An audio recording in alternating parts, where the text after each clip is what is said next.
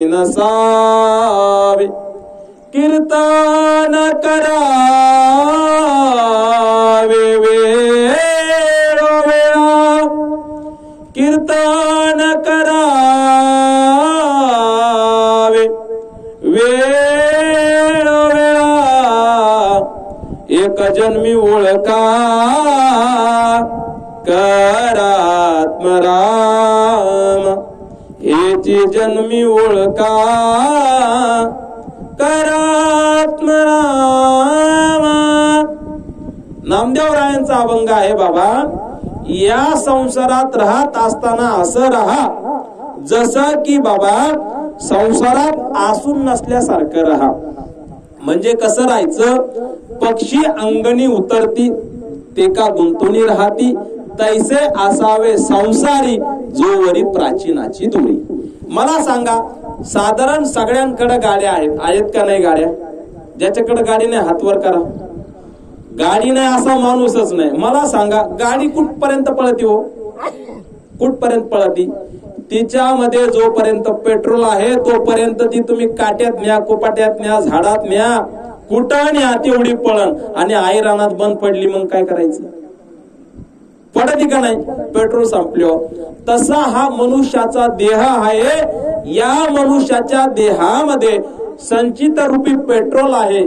या संचित रूपी पेट्रोल प्रारब्ध रूपी गाडीवरती बसून चाललेला आहे. ज्यावेळेस संचितातलं पेट्रोल संपत, प्रारब्ध थांबत आणि क्रियमानही संपून जात आणि या देहाची एक दिवस अगरबत्ती इझून जाती, मेणबत्ती सुद्धा इजून जाती आणि जीवनात पुनश्च अंधार निर्माण होतो. माय बाप, त्या अंधारातून जर सुटका करायची असेल तर तुम्हाला भगवंताची भक्ती, भगवंताची पूजा करावी लागते. म्हणून त्यांनी उदाहरण दिलंय, पक्षी अंगणी उतरती ते का गुंतवणी राहते. हे आपल्याला असलेले आपल्या गावामध्ये, श्री क्षेत्र कवठे गावामध्ये मी ज्या मंदिरावरती सेवा करतो, गजानन महाराज मंदिर, त्या मंदिरामध्ये मायबाप एक महिन्याभराची गोष्ट आहे. एक पक्ष्याने त्या ठिकाणी घर बनवलेलं होतं. नाना, त्या पक्ष्याने घर बनवलं. मी आपलं रोज आल्यानंतर तो पक्ष्याने त्या ठिकाणी अंडी घातलेली होती पिल्लांना जन्म देण्यासाठी.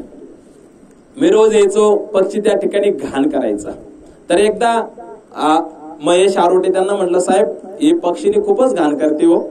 ते म्हटले, थांबा महाराज आपण बघू नेमकं अडचण काय. तर स्टूल घेतला आणि स्टूल घेतल्यानंतर त्यांनी बघितलं, महाराज या ठिकाणी छोटे छोटे पिल्ला येतो, घर काय पाडू नका. म्हणलं नाही पाडायचं आपल्याला, कॅन्सल.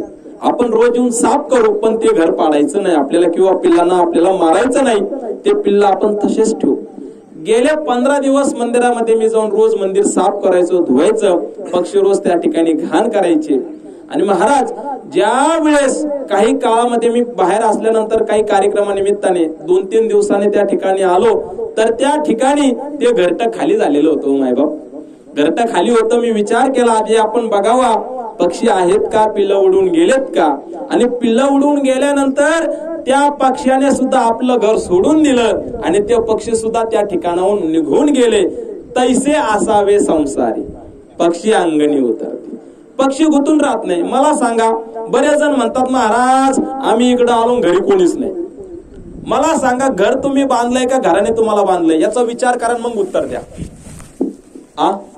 घर म्हणताय का मालक तुम्ही चाललेत कुलूप लावा, चावी विसरलीत, कुलूप लावायचं विसरलेत म्हणताय का? खरं तर मायेने माणसाला बांधलंय. ती माया माणसाला अशी नाचवती, अशी नाचवती, अद्भुत घटना पटीयसी माया. ही तुका म्हणे जन गोवियाने माये करून, ही माया माणसाला फसवते. ज्यावेळेस आपण आईच्या उदरात असतो त्यावेळेस भगवंताला जीव काय प्रार्थना करतो, एक वेळ करी या दुःखा वेगळे, एक वेळ करी या दुःखा वेगळे, दुरिताचे जाळे उगवूनी, दुरिताचे जाळे उगवूनी, आठवीन पाय हा माझा नवस, आठवीन पाय हा माझा नवस, मला सांगा, देवाला जर नवस केला आणि तो जर नाही फेडला तर काय होतो? सगळ्यांना माहितीये, कारण आपण सगळेजण त्याच देवाची भक्ती करतोय.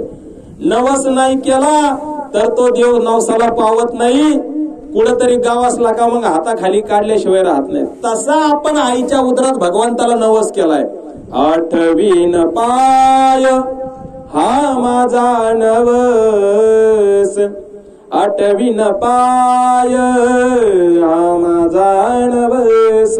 मग कधी आठवीन? जेव्हा संकट येईन तवा, जेव्हा गरज पडन तवा. अंधार दिसला का जय हनुमान ज्ञान गुण, पुढे निघला का तुम तो ठेरे परदेसी. अंधारात आला का हनुमान चालीसा, अंधार गेला का तुम तो ठेरे परदेसी. पण ते सांगतात नाही, आठवीन पाय हा माझा नवस, रात्री दिवस पांडुरंगा, रात्री ही दिवस पांडुरंगा. आठवीन पाय. संत सांगतात, रात्र असू दिवस असू, अंधार असू का उजड असू, आणि का दुसरे मज नाही आता, ठेवील या चित्तापासून या. पांडुरंग ध्याने पांडुरंग म्हणी, जागृती सोपणी पांडुरंग. कारण संत या मार्गाने गेले आणि स्वतःच जन्म मृत्यू त्या ठिकाणी त्यांनी संपून टाकलं. तुका म्हणे आम्ही झालो अग्निरूप, लागो नेदी पाप पुण्यांगा.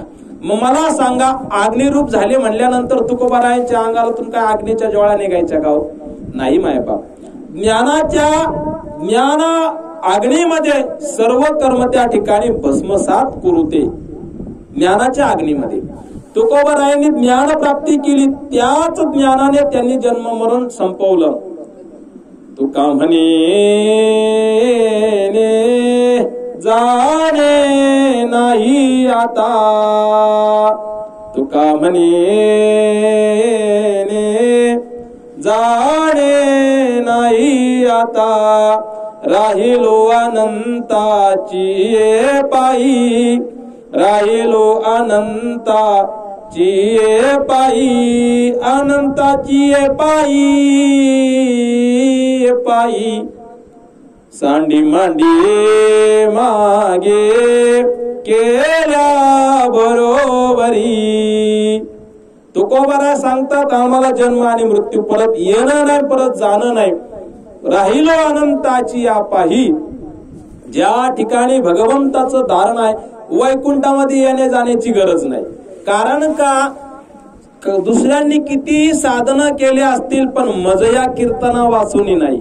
भगवंताचं कीर्तन सतत गायलं, सतत गायलं, सतत गायलं. महाराज मला सांगा, भगवंताचं कीर्तन गाणारा भगवत भक्त असतो, त्या भगवत भक्ताला कमी दुःख असतं का? सगळ्यात जास्त त्रास कोणाला असतो? भगवत भक्ताला असतो. बरोबर का नाही?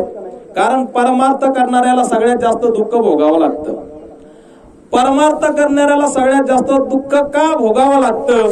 एकदा भगवान विष्णूंना नारद मुनींनी प्रश्न केला, भगवंता, अरे तुझी सगळी जगाची उफराटी उलटेच उद्योग आहेत. ज्या ठिकाणी तुम्ही जो भक्त आहे त्या भक्ताचं तुम्ही त्या ठिकाणी काय करता? भक्ताचं घराचं सगळं वाटोळं करता आणि भक्ताला त्या ठिकाणी तुम्ही मोक्ष सुद्धा देत नाही, फक्त खूप हाल करता. असं का करता? असा प्रश्न ज्यावेळेस नारद मुनींनी भगवान विष्णूंना टाकला, त्यावेळेस त्याने सांगितलं, बाबा, काही गोष्टी ह्या पुस्तकात सांगून जमत नाहीत, काही गोष्टी कानाने ऐकून जमत नाहीत, तर काही गोष्टी प्रात्यक्षिक करावे लागतात. म्हणून अलीकडे प्रयोगशाळा तयार केलेल्या आहेत. त्या प्रयोगशाळेचा विचार करत असताना भगवान विष्णू आणि नारद मुनींनी प्रात्यक्षिक बघण्यासाठी, अनुभव घेण्यासाठी, प्रॅक्टिकल करण्यासाठी मृत्यू लोकामध्ये अवतार धारण केला. मृत्यू लोकात आल्यानंतर त्यांनी विचार केला, अगोदर कोणाकडे जायचं? तर नारद मुनींनी सांगितलं, भगवंता, खूप दूरचा प्रवास केलाय आपण, आधी एखाद्या ठिकाणी काहीतरी चहा पाणी काहीतरी घेऊ आणि थोडेसे विश्राम घेऊ. चला मग. श्रीमंत धनाच्या, जो धनाने श्रीमंत आहे त्याच्या दारात गेले आणि धनाने श्रीमंत असलेल्या व्यक्तीला तिथं जाऊन भिक्षाम देही, भिक्षाम देही. सकाळची वाजले होते 10 आणि आतमध्ये शेठ झोपलेले होते. शेठ म्हणले एवढ्या सकाळी कोण आले? सकाळी सकाळी किती वाजले होते? 10. शेठ काय म्हणले एवढ्या सकाळी सकाळी कोण आलंय? शेठची सकाळ किती वाजता? 10 वाजता. आणि गरीबाची सकाळ किती वाजता? सकाळी 5 वाजता. शेठने सांगितलं एवढ्या सकाळी दरवाजा उघडला, भिक्षाम देही. अरे तुम्हाला काही लाजा वाटतात का? भगवान विष्णू आणि नारद मुनींनी ब्राह्मणाचा वेश धारण केलेला. भिक्षाम देही म्हटल्यानंतर शेठ म्हणले अरे लाजा वाटायला पाहिजे तुम्हाला. एवढे धडधाकड आहेत, अंगात शक्ती आहे. येतो पहा कसा कोमल कुरकुरीत दिसतोय, जसा काय तूप खाऊन आलाय. नारद मुनी म्हणले काय बघ भगवंता, सकाळी सकाळी काय शिन झाला डोक्याला ताप, याच्या दारात आलोय. पाण्याचा गलास नाही पण याने उचापात्याच लय केल्या. चपात्या तर कमीच द्या पण उचापात्या लय केल्या. काय करावं आता नेमकं भगवंता? नारद मुनी थोडा शांत बसा, राग थोडा आवरा, काय बोलू नका. मग भगवंता काय तुम्हाला द्यायचं नव्हतं तर तसं सांगायचं, पण उगाच सकाळी सकाळी अपमान कशाला करायला लावला तुम्ही आम्हाला? भगवंताने सांगितलं बस काय बोलू नका, येतो. तुमच्या घरात लक्ष्मीचा वास राहू. नारद मुनी म्हणले भगवंता अरे काय उलटेच उद्योग चालले तोय. त्याने पाणी सुद्धा दिलं नाही, लक्ष्मीला त्याच्या घरात थांबितो. तुला पटायला पाहिजे. मला सांगा जर तुम्हाला एखादं वाईट बोललं तर तुम्ही त्याला 100ची नोट काढून देताल का? तुम्हाला जर कोणी पाण्याचा गलास दिला नाही तुम्ही काय म्हणता याच्या सारखं हलकट कोण नाही राव, माणसाला पाणी सुद्धा दिलं नाही, आहे का नाही? भगवंताने सांगितलं लक्ष्मीला याच्या घरामध्ये निवास कर, घरात लक्ष्मी कमी पडून देऊ नको. नारद मुनी म्हणले बस आता काय चालायचं का वैकुंठाला? अरे बाबा थांब म्हणे, अजून एक प्रत्यक्षिक राहिले. आपण गरीबाला भगवंत त्रास का देतात याचंही प्रमाण मी तुम्हाला सांगणार आहे. पुढे गेल्यानंतर असंच फिरत असताना, डोंगरात फिरत असताना अशी सुळकी वस्तीकडे आले. येत असताना एक झोपडी दिसती. झोपडी दिसल्यानंतर त्या झोपडीत एक म्हातारी आजी बसलेली होती. आता त्या म्हातारी आजी बसलेल्या असताना त्या म्हातारी आजीला काय काम बिम काय होत नसत, पण पोट भरण्यासाठी काहीतरी उद्योग म्हणून तिच्या दारात एक गावरण गाय होती. गावरण गाय सांगायची वेळ आली, कारण सांगतो पण अलीकडे गावरण नाही जर्सीच दिसतात. मग ती गावरण गाय असल्यानंतर त्यांनी विचार केला भिक्षाम देही. त्या म्हातारीने विचार केला महाराज इकडं कुठे डोंगर डांगरात, इकडं झाडं नाही काय नाही, इकडं कुठे हिंडाता तुम्ही? महाराज लोकांनी तिकडेच हिंडावा. अहो तिकडे गावात गेल्यानंतर लोक चांगले चांगले पकवान खायला देतात. ते म्हणले आजीबाई सांगूच नको, श्रीमंताच्या घरातून आलोय, त्याने पान उताराच केलाय आमचा, पाणी सुद्धा दिलं नाही पण उताराच केलाय, तुझ्या दारात आलं, तुझ्याच्याने काय देणं होईल का? त्याने सांगितलं महाराज लोकांना लय तुपातलं खायला लागत आहे, माझ्याकडे काय तुपातलं काय नाही, पण एक माझ्याकडे एक गाय आहे, त्या गायचं निरसं दूध मी आताच गाय पिळलेली आहे, सकाळचं दूध गरम केलंय, साई आलेली आहे, थोडस दूध देऊ का? भगवंताने सांगितलं जे काय असेल ते द्या. आणि दोघांना ग्लास दूध दिल्यानंतर बघा बर का, दूध दिलंय, दूध पिल्यानंतर आजी येतो रामकृष्ण हरी निघल्यानंतर भगवंताने सांगितलं म्हातारीची गाय मरून जावा. नारद मुनी म्हणले अरे भगवंता कमीत कमी काय तुझ्या जिबीला हाडबीड आहे का नाही? त्याने पाण्याचा गलास दिला नाही, त्याच्या घरात लक्ष्मीचा वास केला आणि ही म्हातारीचं हिनं दूध पाजलं आणि हिची गाय मरावा म्हणतो. तो काय सगळेच उलटेच का उपयोग आहेत का? काय करावं तुला कुठून यावं का नाही? त्यावेळेस भगवंताने सांगितलं ऐक बाबा, ज्याच्याकडे जास्त श्रीमंती आहे त्याचा विमुख हा परमार्थापासून होईल. मला सांगा श्रीमंत लोक परमार्थ करतात का? नाही करत. कारण लोभिकाना साहे देवाचे करणे, तुका म्हणे दुःखी होते तेने. लोभिकाला असत सर्व भावे धन, लोभिका आवडे आम्हा नारायण तैशा परे. लोभिकाला धनात गुंतवलं म्हणजे यमाची यातना वर गेल्यानंतर यम असा चुपितो असा चुपितो, मारिती तुडती झुडीती यमाचे किंकर. अग्निस्तंभबाई कवटाळविती, लाल बुंद तेलाच्या कढईत लोळविती, लय हाल करतात महाराज त्या ठिकाणी यमाचे किंकर. पण भगवत भक्ताची त्या ठिकाणी गाय मारल्याचं ज्यावेळेस विचारलं त्यावेळेस त्याने सांगितलं बाबा हिची गाय मारण्याचं एकच कारण आहे, हिच्या चित्तामध्ये गाय बसू नये, आणि जर हिची गाय मेली तर ही गायच्या परत योनीला जाऊ नये पशुच्या, म्हणून हिची गाय मारली. मारल्यानंतर ह्या म्हातारीकडे दुसरं काय नाही, फक्त त्या चित्तामध्ये भगवंताचं भजन राहील आणि ती मतरूप होईल. देवाची ती खून आला ज्याच्या घरा, त्याच्या पडे चिरा संसाराशी. त्याचा संसार भगवंत होऊ देत नाही, म्हणजे सांसारिक संसार होऊन देत नाही. तैसे असावे संसारी, कसं देहाने असावं पण मनाने भगवंताची भक्ती करावं माणसानं. कारण जन्म मृत्यू जन्म मृत्यू स्वप्नासारखे आहे, आपत्यांना दिसे पारिके.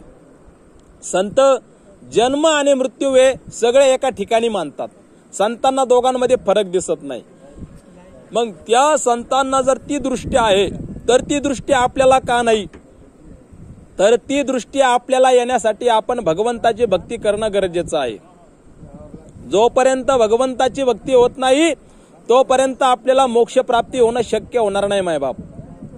म्हणून जातस्य हि ध्रुव मृत्यूर ध्रुवम जन्म मृतस्य च तस्माद परिहार्यार्थे नत्वम शोचितुमर्हसि. भगवंत सांगतात अर्जुना, शोक करण्याचं काही कारण नाही. तुला वाटत असेल हे कौरवांना तू मारलं तर मरतील, नाहीतर ती मरणार नाही. ज्या वेळेस भगवंताने विश्वरूप दर्शन दाखवलं त्यावेळेस बघितलं की भगवंताच्या त्या ठिकाणी जबडा बघितला आणि त्याच्यामध्ये आगीचे गोळे निघतायत, सगळे कौरव जातायत, पांडवांचा रथही जातोय. त्यावेळेस घाबरला आणि अर्जुनाने सांगितलं, भगवंता हे विराट रूप या ठिकाणी तुम्ही थांबवा, मला विराट रूप पाहण्याची आवड नाही, मला तुमचं त्या ठिकाणी फक्त कृष्ण रूपच दाखवा. अगाय कृष्णमूर्तीचे असावे सोय धरली जीवे, म्हणून मला विराट स्वरूप पाहायचं नाही, बारीकच दाखवा. कारण बघतोय त्याच्यामध्ये कौरवांचा रथही चाललाय, कौरवही चालले, भीष्म पितामहही चाललेत, ज्यांना तुम्ही इच्छा वरदान दिलंय त्यांचाही कार्यक्रम वाचताना दिसतोय. मग करायचं काय? बस आम्ही तू सांगशील तसं करिष्ये वचनम तव. त्यावेळेस भगवंताने सांगितलं, अर्जुना आता धनुष्य सोबत घे आणि या ठिकाणी रणांगणामध्ये उभा राहा आणि त्यांच्या सोबत युद्ध कर. आणि युद्ध केल्यानंतर स्वतःकडे काही घेऊ नको, कारण जन्मा घेणे लागे वासनेच्या संगे आणि त्याची झाले अंगे हरिरूप. वासना मनात ठेवू नको. मळकट वासना माणसाला वेगळ्या मार्गाला घेऊन जाते अर्जुना. म्हणून ती वासना पहिलं त्या ठिकाणी छेदून टाक, वासनेचं मूळ तोडून टाक. कुठल्याही झाडाचं मूळ जर काढलं तर त्या मुळापासून काढलेलं झाड पुन्हा उगत नाही. म्हणून वासनेचं मूळ तोडून टाक आणि जर वरच्यावरती जर छटाई केली पुन्हा त्या वासनेला कोंब फुटू शकतो. म्हणून वासनेचे मूळ जळून जाय, मग राम नाम उपजे आवडे, सुख घडो घडी वाढू लागे. संत चरण रज लागता सहज, वासनेचे मूळ जळून जाय. वासना ज्याची निमाली त्याच्यापाशी हरिरूप झाल्याशिवाय राहिलेला नाही मायबाप तू. म्हणून वासना काढून टाकायची आहे आपल्याला. आणि ती वासना संत चरण रज लागता सहज. आपण या पायाने भगवंताची यात्रा करावी, तीर्थयात्रा करावी. नाही जरी तीर्थयात्रा करता आली तर आपल्या घरामध्ये जे काही संत येतील त्या संतांच्या सेवेमध्ये आपल्या घरातून आपण थोडस का होईना दान करत जावा. येणारा दिंडी वाट सर्व असेल भगवंताचा भक्त, त्याच्यासाठी आपण एक ना एक पै ना पै खर्ची करावी. संत चरण लागता सहज. आता चालू असलेला हा एकदम अतिवृष्टीचा कालावधी आहे. आपण बघितलं आपल्याच महाराष्ट्रातील काही ठिकाणी खूप जास्त प्रमाणात पाऊस झालेला आहे मायबाप.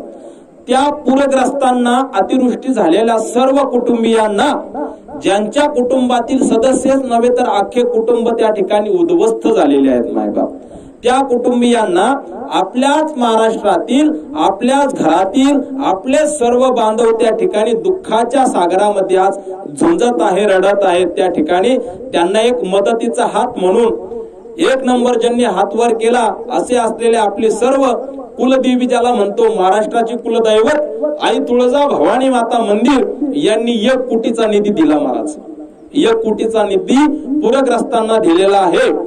तसंच तुमच्या गावात जे मंदिर आहे तुम्हाला सुद्धा अभिमानाने छाती फुगून सांगू शकता, आमच्या कवठे मलकापूर मध्ये जे गावाचं मंदिर आहे गजानन महाराज, त्या गजानन महाराज संस्थांनी 1 कोटी 11 लाख रुपये पूरग्रस्तांना मदत केलेली आहे मायबाप. असं जर ज्यांच्याकडे आपण देणगी दिलेली आहे, ज्या गडाकरांसाठी, ज्या मंदिरासाठी, संस्थांसाठी, त्यांनी आता पुढे येऊन आपल्या पूरग्रस्त सगळं समाजाला मदत करणं अत्यंत गरजेचं आहे. कारण ज्या वेळेस कोरोना काळामध्ये रतन टाटा यांनी काही कालावधीमध्ये मोठी भव्य इमारत निर्माण करून हॉस्पिटल बनवलं, आपल्या देशाच्या सेवेसाठी निर्माण केलं मायबाप. आपल्या महाराष्ट्रात सगळ्यात जास्त भगवंताची भक्ती करणारे आणि सगळ्यात जास्त गडकरी आसन, संस्थान आसन यांना सगळ्यांना सरकार, राज्य सरकारची तुम्ही कधी वाट बघू नका, पण संस्थानाने जर हात उभारला तर आपल्या पूरग्रस्त ग्रामस्थांना त्या ठिकाणी मदत होण्याला काही क्षण सुद्धा लागणार नाही मायबाप. आपण जर बघितलं आपले जेवढे देवस्थान पुढे आले 2 तरी आलेत आतापर्यंत दृष्टीमध्ये. शिर्डी संस्थांनी सुद्धा दिलेत बघा, नाना सांगताय. हा, शिर्डी संस्थांनी सुद्धा 1 कोटी दिलाय. असा निधी प्रत्येकाने जर दिला तर आपल्याला शासनाची गरज भासेल असं वाटत नाही. कारण का, आपला जीव आपण वाचवायचा, पुनश्य आपण काम करणार, पुनश्य धन कमावणार आणि पुनश्य संतांच्या चरणी आपण वाहणार. पण त्या संतांचे जे सेवक आहे त्यांनाही वाचवणं हे आपल्या हातात आहे मायबाप. यथामती यथाशक्ती सगळेजण त्या ठिकाणी मदत करतायत आणि सगळ्यांनी अशी मदत करा. जोडून या धन उत्तम व्यवहारे, उदास विचारे वेच करी, उत्तमची गती तो एक पावेल, उत्तम भोगील जीव खाणी. अशा या ठिकाणी सदळ हाताने आपण जर मदत केली तर आपल्या घरामध्ये भगवंताचा वास झाल्याशिवाय राहणार नाही मायबाप. भगवंत सांगतात जर आपण धन साठवून ठेवलं तर गरुड पुराण सांगतं मायबाप, त्या धनाचा उपभोग जर नाही घेतला तर त्या धनावरती मेलेला माणूस हा भुजंग होऊन बसतो. तो भुजंग स्वतःही खात नाही आणि दुसऱ्यालाही खाऊ देत नाही, हाताही लावून देत नाही, फक्त तडफडू मारतो. मी सांगत नाही, गरुड पुराण सांगते. गरुड पुराण अलीकडे सगळ्यात जास्त प्रकार घडतात. लग्न जमायचे प्रकार कमी, मोडायचे जास्त आहेत. तुम्हाला सांगू का मायबाप, लग्न जे मुडीत येत ना ते पुढच्या जन्मात मच्छर जन्माला येतात. मच्छर, डास. गरुड पुराण सांगता, मी सांगत नाही. प्रूफ आहे आपल्याकडे. शंका असेल तर मला भेटा, मी तुम्हाला सगळं प्रूफ दाखवतो. गरुड पुराण सांगतं मायबाप, जे डास आहे ते डास माणसाला नीट जगू देत नाही, मरू देत नाही, लग्न जमवू देत नाही आणि जमवलेलं मोडल्याशिवाय राहत नाही. ते 100% डासाच्याच योनीला प्राप्त होतात, याच्यात कुठल्याही प्रकारची शंका नाही.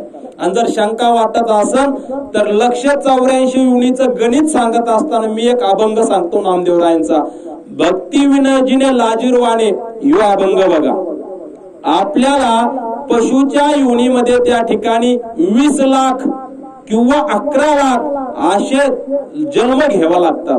एक योनी कोटी फेरा मनुष्य देह वारा मग लागे आणि शेवटीला पाळी मनुष्य देहाची. शेवट मनुष्य देह प्राप्त होतो. अनमोल मनुष्य देह आहे. त्या अनमोल मनुष्य देहाची प्राप्ती करण्यासाठी आपल्याला 184 योनी फिरावं लागतात मायबाप. मग कुठं फिरावं लागतं, झाडाच्या योनीत जावं लागतं. कुठं जावं लागतं, पक्ष्याच्या योनीत जावं लागतं. पक्ष्याच्या म्हणतो बरं का, पक्ष्यात नव्हे घड्याळ, ते पक्षी नव्हे, पक्षी, उडणारा पक्षी, त्या पक्षीच्या योनीत आपल्याला जावं लागतं. किड्या मुंग्यांच्या योनीत जावं लागतं. हे किड्या मुंगे काही दुसरं तिसरं कोणी नाही. आपल्या